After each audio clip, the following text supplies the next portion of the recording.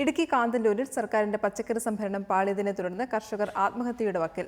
ഹോർട്ടികോപ്പ് സംഭരണം നടത്താത്തതോടെ 100 ഏക്കറോളം സ്ഥലത്തെ പച്ചക്കറികൾ പൂർണ്ണമായും നശിച്ചു. ഗത്യന്തരമില്ലാതെ പച്ചക്കറികൾ കുഴിച്ചുമൂടുകയാണ് കാന്തല്ലൂരിലെ ബീൻസ് കർഷകർ.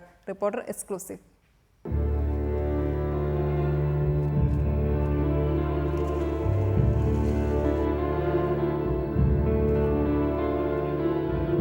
കൃഷിയെ സംസ്കാരമായി കാണുന്ന കാന്തല്ലൂരിലെ നൂറുകണക്കിന് കർഷകർ നേരിടുന്ന ജീവിത പ്രതിസന്ധിയുടെ നേർചിത്രമാണിത്. நாங்கள் கூலி வேலை போனாலும் கூட 10 ரூபா சம்பாரித்து குடும்பத்தை காப்பாற்றிக்கிறலாம்.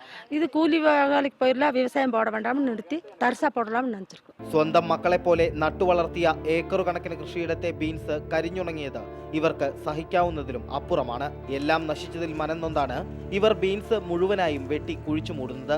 ഇനി ആത്മഹത്യ മാത്രമാണ് ഇവർക്ക് മുന്നിലുള്ളത്.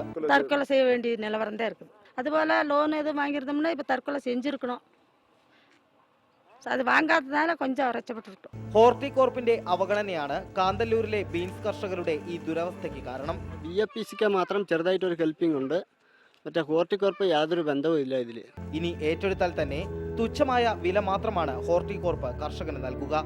തമിഴ്നാട്ടിലെത്തിച്ചാൽ വില പിന്നെയും കുറയും. ഇപ്പോൾ ഒരു 30 രൂപ 25, 20 ഇങ്ങനെയാണ് പോയിക്കൊണ്ടിരുന്നത്. ഇപ്പോൾ തമിഴ്നാട് വത്തലക്കുണ്ട് കൊണ്ടുപോയി കൊടുത്താലും 3 രൂപ പോകണുള്ളൂ. ഇത് ഈ ദൃശ്യങ്ങൾക്കും കർഷകരുടെ വിലാപങ്ങൾക്കും അപ്പുറം ഞങ്ങൾക്കൊന്നും പറയാനില്ല.